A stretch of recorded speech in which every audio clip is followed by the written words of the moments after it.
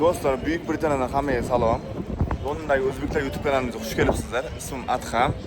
Sizlar uchun mana shu YouTube kanalimda, ya'ni Aloyarov Show YouTube kanalimda Londondagi eng qiziqarli bo'lgan epizodlar qo'yib boraman doimo.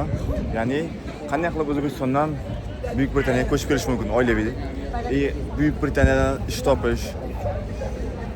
O'zimizning o'zbeklar qanday yashayapti Londonda? Qayerda ishlayapti? Qancha oylik olyapti?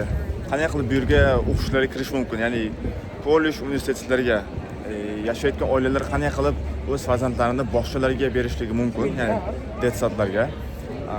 Undan tashqari ham